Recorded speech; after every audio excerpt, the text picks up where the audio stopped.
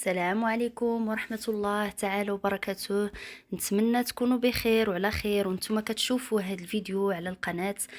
فيديو اليوم او وصفة اليوم هي عبارة على الشباكية او المخرقة كما كنسميوها في بعض المناطق المغربية، وكما فاش كنقولوا الشباكية فكنقولوا وصفة رائعة رائعة ومعشوقة الجماهير، كل شيء كيبغيها لا الكبير ولا الصغير. وهاد الوصفة يعني باش تنجح خاصها يعني عندها شروط وعندها ضوابط وعندها مقادير معينة وطريقة معينة معروفة طبعا عند جميع السيدات الحادقات المغربيات. ومن اسرار هاد الوصفه انه خاص تكون الشباكيه شاربه العسل وتكون هشيشه وتكون مبوقه. يعني كما تنقولوا تتجي مبوقه وتجي ملي تحطيها في الفم تتكون تذوب، يعني ما تجيش قاصحه. ولتحضير ان شاء الله هاد الوصفه نخليكم مع المقادير وطريقه التحضير. فطبعا المقادير كلها مكتوبة قدامكم في الفيديو. ان شاء الله نبدأ على بركة الله. لتحضير هذه الوصفة غادي نحتاجو الكيلو ديال الدقيق الفورس، غادي نحتاجو 100 غرام من اللوز اللي غيكون مطحون مزيان، فكنأكد ان اللوز والزجلان خاصهم يكونوا مطحونين مزيان ومنيلين باش ما يسقبوش لينا العجينه. غنحتاجو النافع، غنحتاجو الملح، قبصه الملح، غنحتاجو الملعقه، راس ملعقه صغيره من الزعفران الحر، المسكه الحره، غنحتاجو الزيت 100 مليلتر من الزيت، وغنحتاجو 100 مليلتر من الزبده، اصفر بيضه فقط بدون الابيض، والخميره الخبز وخميره الحلويات، والعجين طبعا بماء الزهر.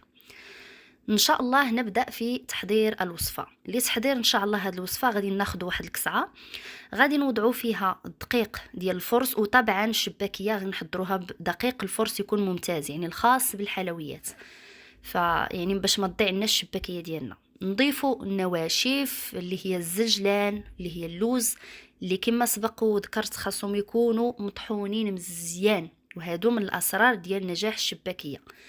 من بعد غادي نضيف النافع، غادي نضيف القرفه، وغادي نضيف راس المعلقه ديال المسكه الحره اللي مدقوقه، وغادي نضيف قبصه ديال الملح، غادي نضيفو راس المعلقه ديال خميره الخبز اللي يديها ثقيله في الشباك ممكن انها تستغنى عليها ما ديرهاش. وغادي نضيف طبعا غادي نخلط المقادير كلها ونضيف بيكن باودر او خميره الحلويات اللي هي طبعا المقادير كلها راها مكتوبه في الفيديو بالجرام وبالعبار. غادي نضيفو اصفر البيض، وغادي نضيفو الزبده اللي سبقنا وغليناها في واحد الكاسرونه يعني حتى غلات، وحيدنا لها ديك الفراره ديالها يعني داك الدهن ديالها من الفوق، داك الفراره ديال الحليب حيدناها خلينا فقط يعني ديك الزبده اللي صفينا. وغادي ناخذوا ماء الزهر اللي غادي نضيفو ليه طبعا القليل من الزعفران الحر، وهذا الزعفران الحر هو اللي كيعطينا اللون للشباكيه ديالنا. غادي نستمروا في العجن. وطبعا انا نسيت هنايا ما صورتش واحد الكاس ديال الزيت، زيت نباتي، اللي بغى يدير زيت الزيتون فلكم الاختيار.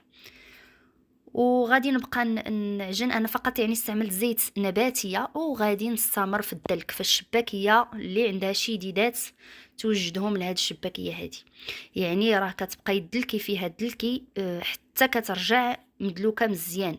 وهي خاصها تكون العجينه ديالها ما تكونش رطبه يعني كتكون قاصحه. من بعد ما عجناها غادي نقسمها هكا كويرات كما مبين في الفيديو. وهنا فقط يعني باش نسهلوا الخدمه ديال الشباكيه، غادي نحاولوا بحال غادي نديروا لها الفويطاج ديال الكرواسه. غادي نطويوها، غنبقاو نطويوها ونوضعوها في البلاستيك الغذائي باش تجينا الخدمه ديالها فاش نديروها في الوراقه يعني في الماكينه ديال التوريق تجينا سهله. فقط يعني بهذه الطريقه ونجمعوها ونخليوها غير باش تجينا الخدمه ديالها سهله وتجينا يعني ما نتعذبوش فيها، خصوصا الا كنا يعني يدينا بوحدنا. صافي كنستمر بنفس الكيفيه كما هو مبين. صافي حتى كنكمل كميه العجين اللي عندي. انا كنحاول هنا نسرع الفيديو باش ما يجيش الفيديو ممل وما يجيش طويل. صافي، من بعد غادي نجيب الوراقه. اول نمره انا خدمت بها هي النمره 5. دوزت العجينه في النمره 5، من بعد دوزتها في النمره 4، وكنحصلوا على واحد الشريط طويل. ويعني على حساب نتوما شوفوا الماكينه ديالكم، يعني على حساب كل ماكينه وكيفاش كتخرج العجين. من بعد غادي نقطع بالجراره، يعني الشكل المعتاد ديالنا ديال الشباكيه. فالشكل الاول غادي ندير الشكل ديالنا اللي كانوا كيحضروا الامهات ديالنا، يعني كيديروا 4 ديال الاشرطه والخامس كيقطعوا. يعني كنبداو 1 2 3 4 والخامس كنقطع، 1 2 3 4 والخامس كنقطع، حتى كنكمل الشريط كله اللي عندي. من بعد غادي ناخذ هذيك القطعه الاولى، غادي نبقى نهز واحد الشريط ونحط الاخر بصبعي، ونهز واحد الشريط ونحط الاخر ونهز. يعني هذه الطريقه المعتاده اللي الوالدين ديالنا كانوا كيديروها. غادي نحاول ندخل هذاك الجوانب اللي قرصت بيدي، غندخلهم في وسط العجينه كما هو باين.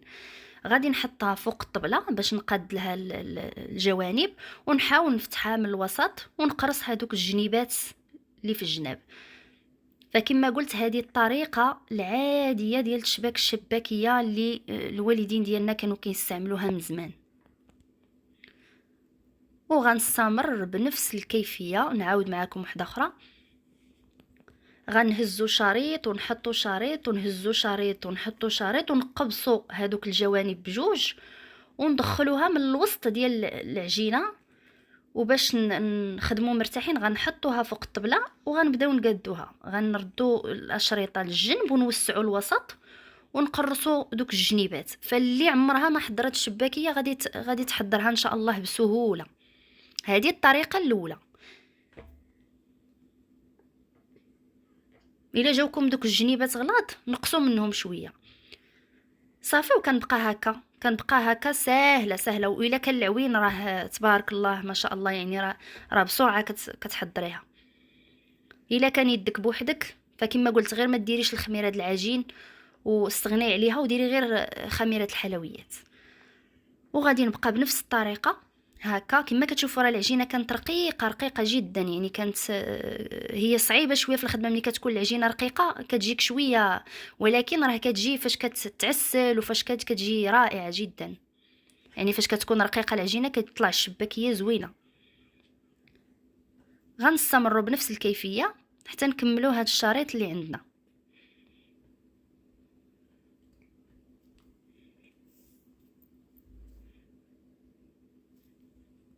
فهي يعني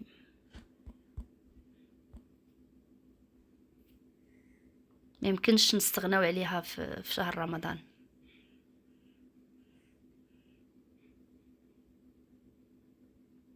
خصوصا الشباكيه ديال الدار.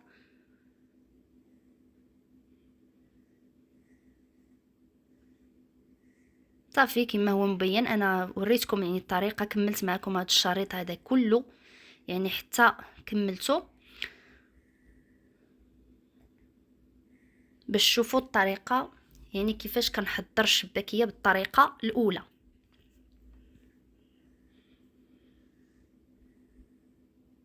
دابا غادي ندوزو للطريقه الثانيه. الاولى كنا كنحسبوا 4 والخامس كنقطعوا. دابا غادي نحسبوا 5 والسادس كنقطع. هذه الطريقه الثانيه. هذه سهله اللي عمرها ما حضرت شباكيه غتحضرها بهذه الطريقه. هذه سهله جدا. كنحسبوا 5 ديال الاشرطه والسادس نقطع. غادي ناخذ جوج الاولين غنحطهم فوق جوج الثانيين، ودوك جوج ودوك الربعه غنحطهم فوق جوج الاخرين. غادي نفتحوها وغنقرصوا الجوانب بجوج وغندخلهم لداخل ونفتح الاشرطه كاملين. فالفيديو غادي يشرح لكم اكثر، يعني اكثر من الهضره. كما شفتوا يعني دوك الجنيبات اللي قرصنا دخلناهم الوسط وغنحاولوا نفتحوا الجوانب ودوك الجوانب البرانيين، يعني دوك الجناب اللي نقرصوهم. الا جاوكم كبار نقصوا منهم باش تقادوا الشكل ديال الشباكيه ديالكم.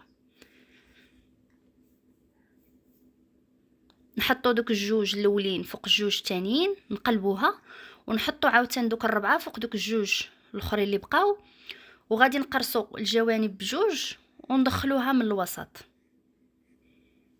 صافي، ونقلبوا الشباكيه ديالنا ونفتحوها بيدينا، ونقرصوا الجوانب اللي من الهيه واللي من هنا نقادوهم، الا زايده العجين نقصوا.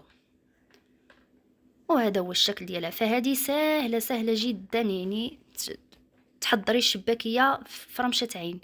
هنايا من بعد ما شبكت كل شيء، يعني اللي بغى يخليها تبات ممكن يخليها وتلغد ليه يقليها. فانا خليتها تنشف شويه، تقريبا واحد ساعه هكا، وبديت درت الزيت سخون في المقله وبديت كنقليها مباشره. والعسل طبعا فهو تحضير منزلي، ان شاء الله غادي نحط لكم حتى العسل.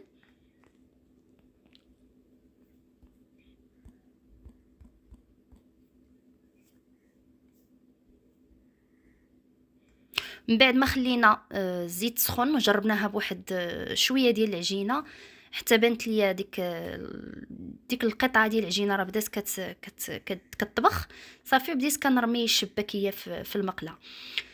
من بعد ما كنقصوا يعني عليها شويه البوطه باش طيب لنا ما تحرقش، وكنبقاو نقلبوها يعني حتى كتحمر. من بعد ما كتاخذ داك اللون يعني الذهبي، ما تخليوهاش تحرق، فقط يعني الذهب وصافي. وراه كتكمل هي اللون ديالها في العسل، ملي كطفيها في العسل كتكمل اللون ديالها. طبعا من بعد ما درتها في العسل حاولوا تخليوها شويه تشرب العسل مزيان باش تكون شاربه العسل، وغادي نزينوها بالزجلان. وهذا هو الشكل ديال الوصفه ديالنا. نتمنى ان شاء الله تجربوا هذه الوصفه، فهي فعلا كتستحق تجربه، سهله وبسيطه، وممكن اي مراه يعني تحضرها في دارها بمقادير سهله وفي متناول الجميع. وعواشر مبروكه، والله يدخل عليكم هذا الشهر بالصحه والسلامه وبالرزق والتيسير. وشكرا على المشاهده، وما تنساوش دعم القناه. وشكرا شكرا جزيلا، والى فيديو مقبل ان شاء الله. والسلام عليكم ورحمه الله تعالى وبركاته.